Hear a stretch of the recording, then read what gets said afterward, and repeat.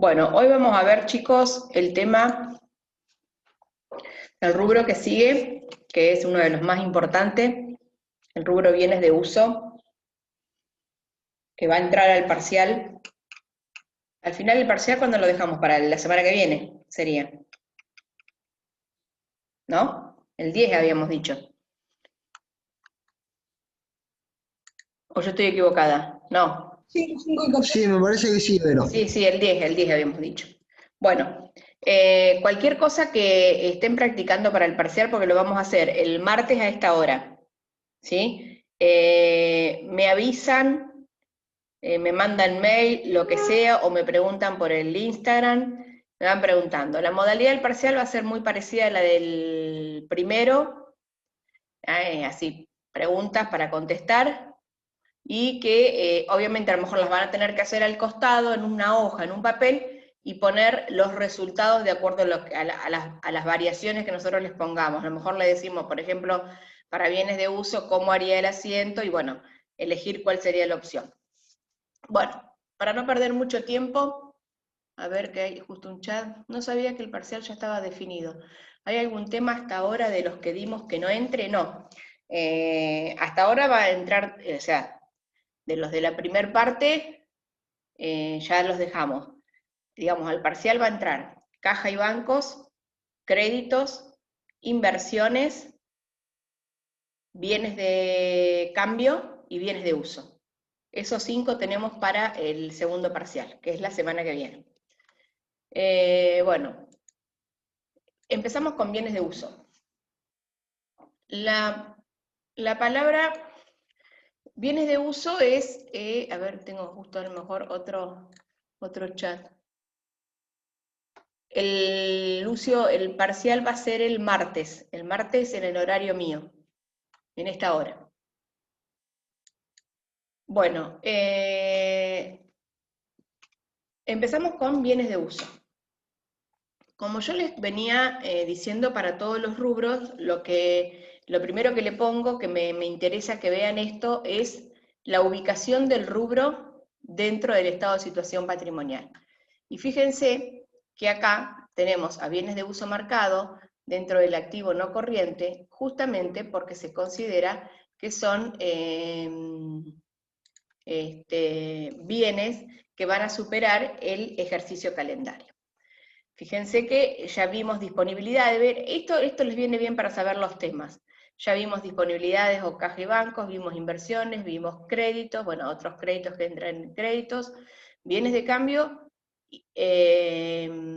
y bienes de uso, ahí lo tenemos. Hasta que se me repetía inversiones y me había confundido. Bien, lo primero que nos preguntamos es, ¿qué son los bienes de uso? Los bienes de uso son aquellos bienes tangibles que posee el ente, pero como bienes que no están destinados a la venta. Es decir, son todos aquellos bienes que sí los utilizo para la actividad principal del ente, pero que no los destino a la venta como curso habitual. Son esos bienes que también tienen una vida útil superior a un año, o sea, no es que compro un bien de uso y me va a durar 5 meses. A lo mejor puede ser que me dure, que tenga la fatalidad y me dure 5 meses. No es la idea, porque normalmente un bien de uso, estamos hablando, fíjense, o sea, bienes de uso son, como bien les dije, son todos aquellos bienes tangibles que sirven para apoyo de la actividad principal del ente, los va a usar en la actividad principal, no están destinados a la venta y se supone que van a tener una vida útil mayor a un año. ¿Por qué? Porque dentro de lo que es el rubro bienes de uso, yo voy a tener diferentes conceptos que hacen a la misma, como por ejemplo, dentro del rubro bienes de uso voy a subdividirlos en diferentes ítems, como por ejemplo instalaciones, en diferentes cuentas, o sea, en distintas unidades formales de registración. Esas cuentas pueden ser instalaciones, muebles y útiles, inmuebles, rodados, maquinarias, y fíjense que son todas cosas que ya de por sí sabemos que tienen una vida útil mayor de un año. ¿Por qué? Un mueble y útil, por ejemplo, una mesa, una silla, un placar, ya sabemos que tiene una vida útil mayor a 1 año. Este tipo de bienes, como tienen acá, dice qué tipos de bienes podemos encontrar en la empresa, y son justamente los que les decía recién: inmuebles, maquinarias, rodados, muebles y útiles. Y también, de acuerdo al tipo de la empresa en la que estemos hablando, porque esto normalmente nosotros es como que nos cerramos a lo que es la empresa comercial. Pero obviamente tenemos que abrir la cabeza de que existen otros tipos de empresas, por ejemplo, las empresas extractivas de recursos naturales o las empresas agrícolas ganaderas. Entonces, o sea, el bien de uso que pueden llegar a tener pueden ser también reproductores, pueden ser ovejas. Entonces, es también pensar en el tipo de empresa del que estamos hablando. ¿Qué pasa con los bienes de uso? Vamos a las características principales de lo que les dije recién. Fíjense, dice, en general son tangibles, es decir, son bienes corpóreos por su misma naturaleza física, y se dice en general porque existen bienes de uso que no poseen tal naturaleza. Por ejemplo, los software de la computadora. Entonces, nos vamos a limitar al bien tangible de la empresa, que son utilizados en la actividad del ente, por eso forman parte de la infraestructura, pero no tenemos que confundir con esta otra parte, es que no se encuentran destinados a la venta, es decir, las mercaderías, por ejemplo, nosotros podemos dedicarnos a la venta de artículos del hogar donde tenemos una heladera. Claro, la heladera tiene más de 1 año, pero no es que va a ayudar a la actividad principal, es la actividad principal, entonces eso no es un bien de uso, va a ser una mercadería. Entonces tenemos que pensar muy bien eso. Y que en general su vida útil excede del ejercicio, dice que es por la capacidad de servicio, generalmente no se consumen ni se agotan con su primer uso. Sin embargo, esta característica puede no darse en algunos casos, como por ejemplo palas y otras herramientas menores de empresas constructoras. Pero bueno, ahí cada una de las empresas va viendo cómo lo va clasificando. En cuanto a qué tipos de bienes de uso podemos encontrar o cómo los clasificamos, al mismo que hicimos con los bienes de cambio. Fíjense, tenemos según la modalidad de ingreso al patrimonio, los adquiridos, los construidos o los aportados. Obviamente adquiridos los compré con el fruto de la misma actividad. Lo construido es, por ejemplo, cuando yo mismo soy el que hago determinado bien y me lo quedo para el uso de la empresa, o los aportados es para el caso de la variación de origen de una situación inicial de la empresa, en donde quizás los equipos de computación que se utilizan son aportados por uno de los socios. Luego tenemos que ver según la posibilidad del traslado, en muebles o inmuebles, o sea, esa es la característica que va a identificar lo que es un mueble y útil y de lo que es un inmueble. Los muebles son aquellos que podemos trasladar, los inmuebles los que no. Según la pérdida del valor de uso en bienes no sujetos a pérdida de valor por desgaste y los que sí van a estar sujetos. Más adelante vamos a ver cuál es esa pérdida de valor por uso.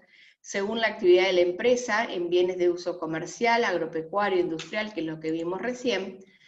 Y luego, después de esto, aparece qué representa para la empresa ese bien de uso. Representa un activo operativo. ¿Por qué? Porque hacen de aporte a la actividad o soporte a la actividad principal. Pero a su vez sabemos que lo vamos a considerar también como un activo, ya que pueden generar un ingreso de venta futuro. Pero, ¿qué es lo que vamos a tener como consideración y como pauta para considerar a estos bienes de uso como activo? Si se cumplen las condiciones como tal. Que esto es algo que venimos viéndolo en todos los rubros, y que las condiciones para que el bien de uso sea tal es que el ente debe controlar los beneficios que los bienes producen, y dice, como ahí dice, se concreta en el caso de los bienes de uso cuando el ente posee la libre disponibilidad, asumiendo en consecuencia los costos y beneficios que generan los mismos. Es decir, yo, ¿para qué considero para el bien de uso como reconocimiento contable?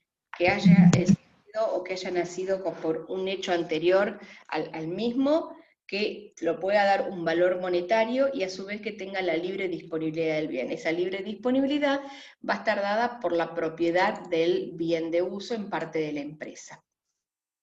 ¿Y cómo lo reconozco? Por la capacidad de generar beneficio futuro, es decir, cuando yo los vaya a vender, que pueda ganar, y por la medición fiable, de medición, posibilidad de medición. Es decir, esto va a estar dado por el valor de uso, el valor de uso del bien. Bien, la medición contable, es decir, cuando yo digo, bueno, me compro un rodado, la medición contable de cuándo y cómo se mide ese rodado para incorporarlo al ente, tengo que efectuarlo en el momento de la incorporación. Es decir, yo voy a tener diferentes momentos de cómo voy a medir los bienes de uso.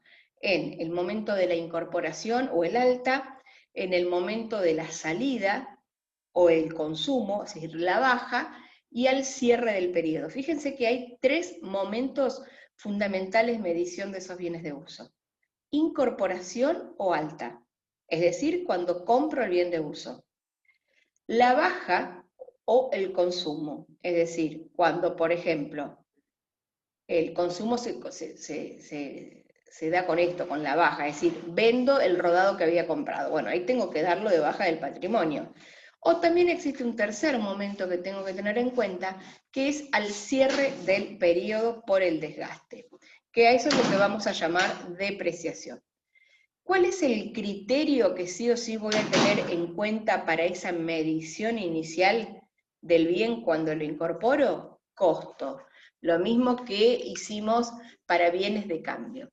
¿Qué era el costo? El costo es el sacrificio económico que todo ente realiza para adquirir ese bien, pero lo que tengo que tener en cuenta es hasta que esté en condiciones de ser utilizado, es decir, costo instalado y listo para funcionar. ¿Y qué significa esto de costo instalado? Es decir, que yo voy a ir sumando gastos al precio de compra hasta que el bien esté en condiciones de ser utilizado. Por eso digo, ¿hasta qué momento incorporo gastos? Justamente eso, hasta que el bien esté en condiciones de ser utilizado. Y fíjense que dice, costo instalado y listo para funcionar. Cuando puede utilizarse el bien, culmina la acumulación de erogaciones que forman su costo. Existen erogaciones que resultan activables, inherentes a la compra y puesta en marcha de bien. ¿Y cuáles son esas erogaciones que resultan activables? Y acá hacemos un ejemplo. O sea, ¿qué vamos a considerar aparte del costo como erogaciones activables?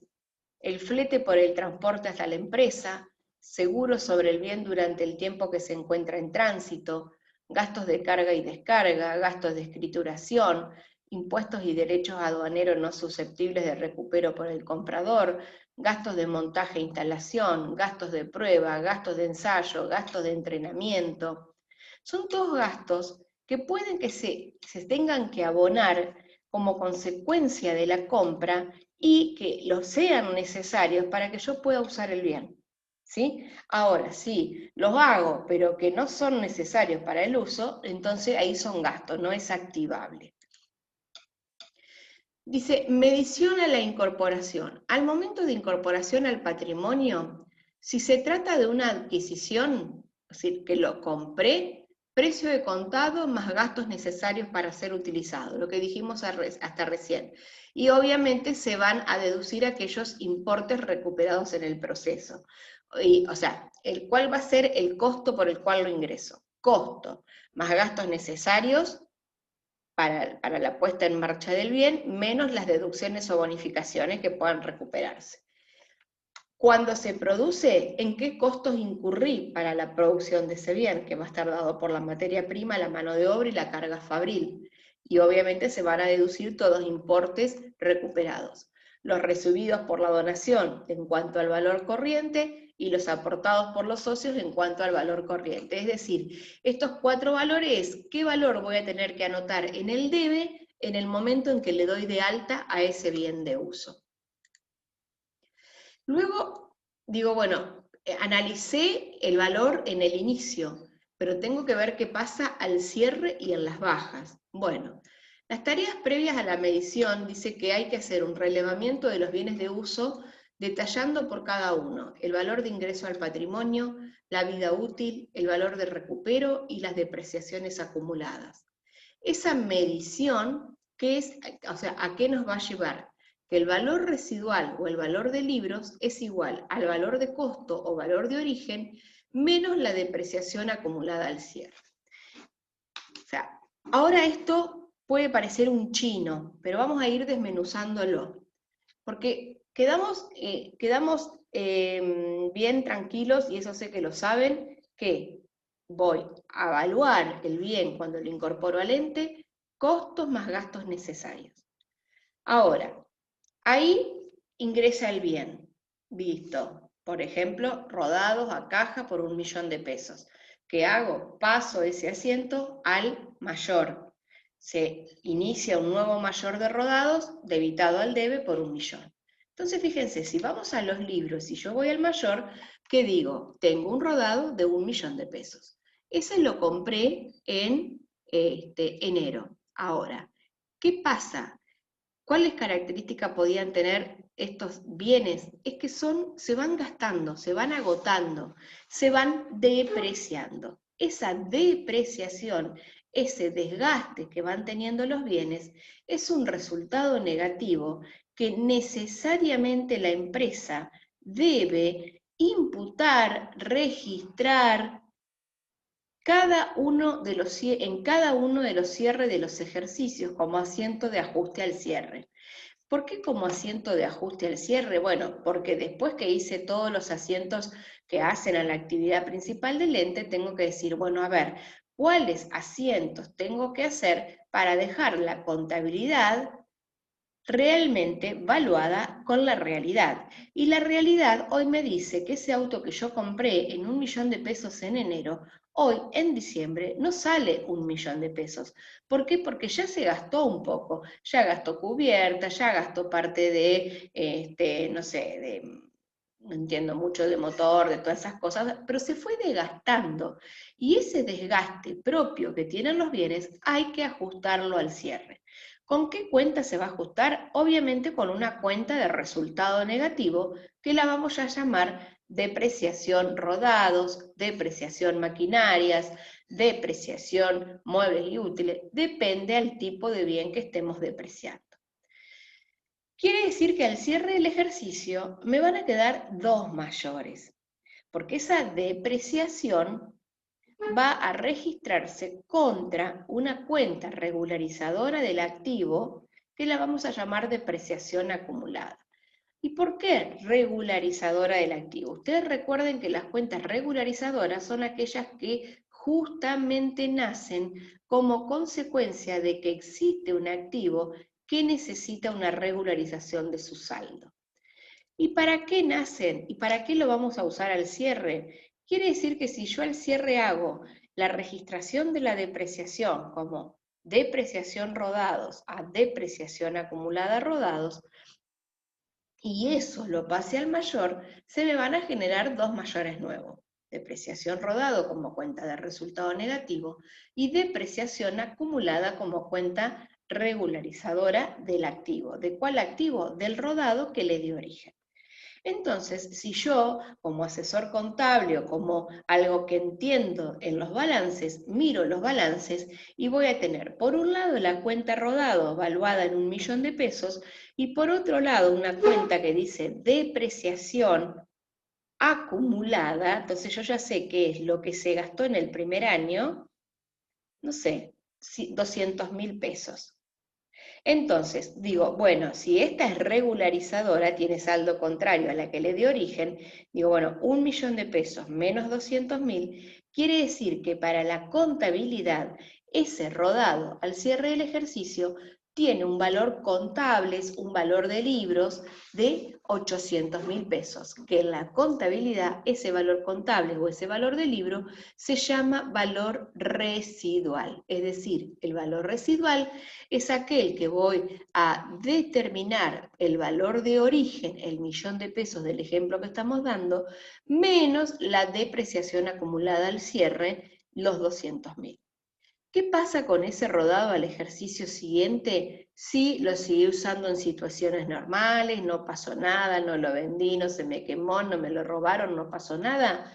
Listo, el mayor de rodados va a seguir en 1.000.000 de pesos, pero al cierre del segundo ejercicio contable voy a necesitar hacer nuevamente el ajuste del desgaste, de la depreciación que obtuvo en ese segundo ejercicio. Recuerden que la depreciación es eso, es registrar el desgaste.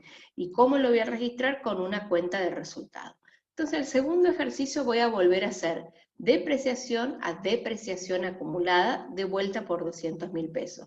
Cuando lo paso al mayor, la depreciación acumulada ahí me va a quedar la anterior que traía de 200 más la de ahora, 400. Quiere decir que al cierre del ejercicio, ese rodado ya ahora sale 100.000 menos 400. 600.000 va a ser el valor contable o valor de libros. Entonces, por eso es importante la medición al cierre. A ver, disculpe que se me fue acá. Por eso es importante la medición al cierre, o también hay que hacer ese análisis de la depreciación acumulada en oportunidad de cualquier baja que haya que hacer de un bien, ya sea por robo, por incendio, por venta, por no sé, otro tipo de baja que ahora no se me ocurre. Seguimos. A ver, chicos, ¿hasta acá me van entendiendo? Sí, Sí, sí. yo sí. ¿Sí? Fíjense, Sí. acá es donde empiezan a aparecer el concepto de depreciaciones. Si bien yo me antecedí un poco, pero bueno, acá empezamos a pensar. ¿Por qué? Porque ya hablamos del concepto de bien de uso, ya los clasificamos, dijimos lo que eran, cómo los medíamos al inicio y al cierre, y acá decimos, bueno, ¿qué son las depreciaciones? Y yo recién les dije que era el desgaste propio que tienen los bienes y que es necesario que yo lo vaya contabilizando ese desgaste, porque ustedes piensen que si yo no contabilizo el desgaste, la camioneta que hoy tengo a 1.000.000 de pesos, dentro de 5 años la voy a seguir teniendo a 1.000.000 de pesos. Y no es lógico, porque no va a salir eso en el mercado, porque se supone que a medida que pasan los años se va desvalorizando. Entonces justamente eso es la depreciación. Fíjense, es una distribución sistemática. ¿Qué significa distribución sistemática? Ir distribuyendo en cada uno de los periodos de año de vida útil de ese bien un porcentaje de pérdida, de desgaste, de resultado. ¿Sobre qué es aplicable? O sea, la depreciación es un porcentaje que se va a aplicar sobre el valor de origen del bien. ¿Y en qué momento se va a aplicar? A lo largo de su vida útil. Entonces ahí me van a empezar a preguntar a ustedes, ¿y qué es la vida útil del bien? La vida útil del bien es lo que se supone que ese bien me va a generar capacidad productiva para el ente. Normalmente un bien de uso como es un rodado se le da que tiene una vida útil de 5 años. Ustedes me van a decir, si un auto me dura más, sí, te dura más, pero digamos que la capacidad lógica y operativa está determinada para 5 años, por ejemplo, para una determinada maquinaria, a lo mejor son 10 años, un inmueble tiene una vida útil de 50 años. Entonces, por ejemplo, si yo digo que un bien de uso como un rodado tiene una capacidad operativa de 5 años, quiere decir que la depreciación, ¿qué es lo que tiene que hacer la depreciación? ¿O qué es lo que voy a hacer? Voy a tomar el valor de origen del bien, lo voy a dividir por 5, y voy a decir, bueno, ese quinto, esas quintas partes, es lo que voy a ir aplicando año por año. Es decir, el 1.000.000 de pesos lo divido por 5 y voy a aplicar 200.000 pesos por año de depreciación, de manera tal que cuando llegue al final de la vida útil del bien, para la contabilidad, ese rodado ya no tenga valor contable, ni valor de libros. Si lo vendo y gano y me pagan y obtengo algo por esa venta, bueno, será un resultado positivo. pero para la contabilidad, cuando llega a la finalización de la vida útil, el bien tiene que quedar saldado. Es decir, saldado ¿por qué? Porque voy a tener por un lado el valor de origen y por el otro lado el mayor de las depreciaciones acumuladas que va a ir teniendo cada una de las depreciaciones de los diferentes periodos en los que estuvo el bien dentro del patrimonio de la empresa, y por lo tanto, si estuvo toda la vida útil, va a llegar un momento en que esa depreciación va a ser igual al valor de origen. ¿Cuáles son los factores que pueden producir esas depreciaciones? Y fíjense, pueden ser factores físicos, factores económicos o factores eventuales. Los factores físicos es el desgaste por el uso normal. Hasta nosotros, chicos, no somos los mismos a principio de año y al final de año. Yo reconozco, no soy la misma de hace 3 años atrás. Y sí, soy más vieja, ¿qué va a hacer? Pasa a todos, no somos los mismos. Los años nos pasan a todos, ya seamos personas o sean bienes muebles. Entonces, ese desgaste lo tenemos que ir registrando. También puede ser por agotamiento. ¿Cuándo va a ser un desgaste por agotamiento? Cuando, por ejemplo, una mina en donde se le extrae petróleo. Y petróleo va a tener hasta un determinado momento, después ya está, se agotó. El deterioro por daño, ¿sí? Ahí se van gastando también por algún daño que se le pudo haber hecho a un determinado bien y no puede, sí o sí le tengamos que dar una depreciación rápida. Por hechos económicos, por derechos que expiran, por obsolescencia técnica o por obsolescencia económica. ¿Cuáles son ejemplos de estos? Por ejemplo, una obsolescencia técnica. Y esta me la van a entender muy fácil. Yo hoy me compro un celular, último modelo, ¿sí? Dentro de 5 meses, ¿cuántos celulares mejores que ese va a haber? Un montón. Porque la innovación tecnológica que existe hoy es muy rápida. Van creciendo día a día y lo que hoy es nuevo, dentro de 3 meses ya es viejo. Entonces ahí tengo una obsolescencia técnica. Por más que yo quiera mantener el teléfono y diga, no, yo lo cuido muchísimo, no lo tengo rayado, la batería está perfecta, el cargador, todo. Pero cuando yo lo quiera vender, ese teléfono, a lo mejor ya no tiene un valor en el mercado como lo pudo haber tenido 4 meses antes. Entonces ahí tenemos que hablar de una obsolescencia técnica. Derechos que expiran y tengo el derecho sobre la emisión de una obra de teatro. Y bueno, lo tengo hasta determinado momento, por un contrato que firmé o por algo. Entonces, luego de eso, ya está, expiró el derecho. Y por causas eventuales son aquellas causas no previsibles por hechos internos o externos a la decisión de la empresa. Uy, ¿qué pasó acá? Ah, sin querer entré a actualizar. Ahí está. Fíjense, hechos no previsibles, es decir, a ver, tengo un depósito lleno de harina, ¿sí? Se vino una tormenta de aquellas, se me rompió una chapa del depósito y me mojó el 50% de la mercadería que tenía en el depósito.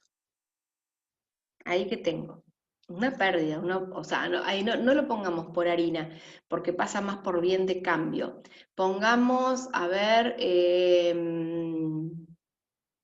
no sé, tengo el depósito en donde dentro del depósito funciona una oficina en donde con una tormenta se le vuela el techo y me mojó las computadoras, la mesa, el aire acondicionado y el ventilador. Y no me sirve más nada. Sí o sí, ahí tenía bienes de uso como son los equipos informáticos, como son los muebles y útiles, como son instalaciones, que no las puedo usar más. Entonces sí o sí le tengo que dar una baja rápida o una depreciación que sí o sí necesita de una registración de depreciación. Acá volvemos, porque hoy lo hemos explicado medio con conceptos medios rápidos, y dice, los bienes de uso pueden estar no sujetos a desgaste, deterioro, obsolescencia ni agotamiento, o sujeto. Esto responde al hecho de que el valor de los bienes de uso en la mayoría de los casos no se mantiene inalterable a lo largo del tiempo, lo que normalmente sucede con estos tipos de bienes que, consecuencia de determinados factores, pierden valor. Primero, en esta primera parte donde dice que están los no sujetos a desgaste y los sí sujetos, ahí el tema está en que los sujetos a desgaste son el 90% de los bienes de uso. El no sujeto a desgaste, el principal que tenemos son los terrenos. Los terrenos no sufren depreciaciones. Y ya van a ver el ejemplo en algunos prácticos que hagan, en donde van a decir, compré, o sea, tengo un inmueble que tengo que depreciar el cierre del ejercicio por 1.000.000 de pesos. Pero resulta que de ese inmueble el 70% es del inmueble y el 30% es del terreno. Entonces, ¿qué es lo que voy a depreciar? Solamente el 70%, porque el terreno no se deprecia porque se supone que los terrenos no tienen desgastes, están siempre en el mismo lugar. Es un terreno, ¿qué desgaste va a tener? A lo sumo, se le volverá un poquito de tierra o tendrá un poquito más de tierra, pero sigue siendo un terreno. O sea, un terreno que en el momento de querer venderlo, obviamente a lo mejor hasta me sale más de lo que lo tenía valuado en mi contabilidad. Bueno, acá los factores de depreciación es lo que estuvimos, lo que recién dijimos, obsolescencia técnica, desgaste, y vamos a hablar un poquito ahora de depreciación, seguimos con lo mismo.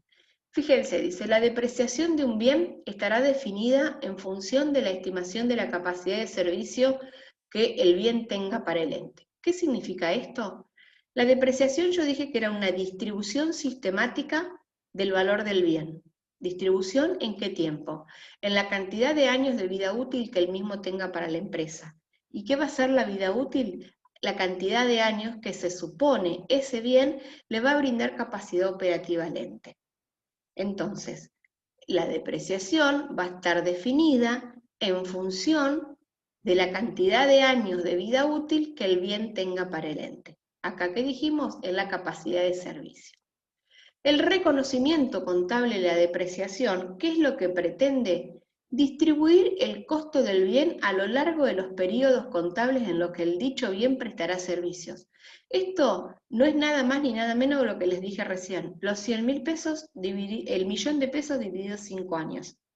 El valor de origen, es decir, distribuir el costo del bien, el valor de origen, eso va a ser ahora, a partir de ahora, en bienes de uso.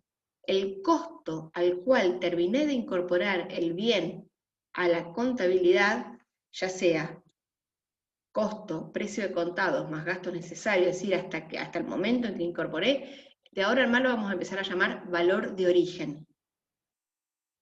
Y la depreciación es el reconocimiento contable de distribuir ese valor de origen en la cantidad de años de vida útil que ese bien le prestará servicios a la empresa. Para poder lograr esa distribución entre los distintos periodos, se debe considerar los siguientes elementos. O sea, yo digo, compré el rodado por 1.000.000 de pesos. La vida útil son 5 años, entonces yo ya sé que tengo que distribuir ese 1.000.000 de pesos en 5 años. Así fácil por la cabeza sé que voy a tener que aplicar 200.000 pesos por año. Pero bueno, este es un ejemplo muy fácil. Pero ¿cuál es la forma de calcular? Y ahí lo que tenemos que hacer es calcular, le vamos a empezar a llamar ahora, cuota de depreciación. Esto que yo les dije acá, que el costo también lo íbamos a empezar a llamar valor de origen, también lo pueden encontrar en algunos textos como valor a depreciar. Es decir, es el valor que voy a tener en cuenta para aplicar la depreciación. Entonces, recuerden, puede ser costo, puede ser valor de origen o puede ser valor a depreciar. En mí siempre me van a escuchar como valor de origen. A partir de ese valor de origen y de los años de vida útil que tiene el bien, estoy en condiciones de calcular la cuota de depreciación. ¿Cómo lo calculo? Fíjense, valor del bien a depreciar, ¿de dónde lo saco? Y del libro mayor, el último importe del libro mayor después que incorporé todos los gastos necesarios hasta que el bien estuvo en condiciones de ser utilizado.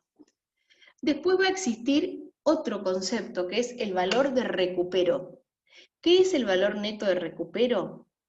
El valor de recupero es lo que espera la empresa puede llegar a vender o qué valor puede llegar a tener ese bien en el mercado una vez que culmina su vida útil. Es decir, se lo va a considerar como el valor neto de realización al final de la vida útil. Obviamente que es un valor estimado. Luego tenemos que tener en cuenta cuál es el método de depreciación que voy a utilizar. Y por último, también la vida útil asignada al bien. O sea, fíjense que ya acá tengo 4 conceptos o 4 cosas que tengo que tener en cuenta para sacar la cuota de depreciación. Es decir, yo sé que tengo el valor de origen y que eso lo tengo que distribuir, como decía, distribución sistemática, a lo largo de toda la vida útil del bien. Bueno, así fácil dice 1.000.000 dividido 5. Pero existe un método para hacerlo, y es que es calcular la cuota de depreciación. Cuota va a ser lo que voy a tener que aplicar en cada uno de los cierres de ejercicio. ¿Cómo lo aplico? Y bueno, tengo que considerar el valor de origen, el valor de recupero, el método de depreciación que voy a utilizar, porque depende de los métodos, depende de los bienes, puede haber diferentes métodos, y la vida útil asignada al bien. Fíjense, respecto del valor a depreciar, o llamaremos valor de origen, acá se los había aclarado, en general estamos hablando del mismo, del costo de incorporación al patrimonio del bien, es decir, ya sea por adquisición, por construcción o por aportación. Sin embargo, no se puede dejar de tener en cuenta el valor que el bien puede llegar a tener para el ente una vez que deja de tener utilidad para el mismo. Y eso es lo que vamos a conocer como valor de recupero, lo que les decía recién. El valor de recupero es lo que estima la empresa cuál es el valor que ese bien va a tener una vez transcurrida la vida útil. De los otros conceptos que aparecían, fíjense que apareció valor de origen, valor de recupero. Ahora tenemos cómo sacamos el valor a depreciar. Bueno, el valor a depreciar es ese, es el valor de origen menos el valor de recupero. O sea, por un lado vamos a tener costo, que lo vamos a equiparar con valor de origen. Una vez que tenemos el valor de recupero, que puede que no exista, decimos, bueno, ¿cuál va a ser el valor a depreciar? El valor a depreciar va a ser valor de origen menos valor de recupero. Y ya con eso puedo seguir analizando la cuota. Otro concepto es la vida útil, dice que constituye el periodo en que se estima el bien estará en condiciones de ser utilizado. Puede ser estimado en tiempos, en capacidad, define los periodos entre los cuales se irá distribuyendo el costo del bien, y resulta importante definir cuál será el periodo en el que comenzó tal asignación y hasta cuándo, es decir, a partir de cuándo le doy ingreso al ente. Entonces, una vez que tenemos el valor de origen,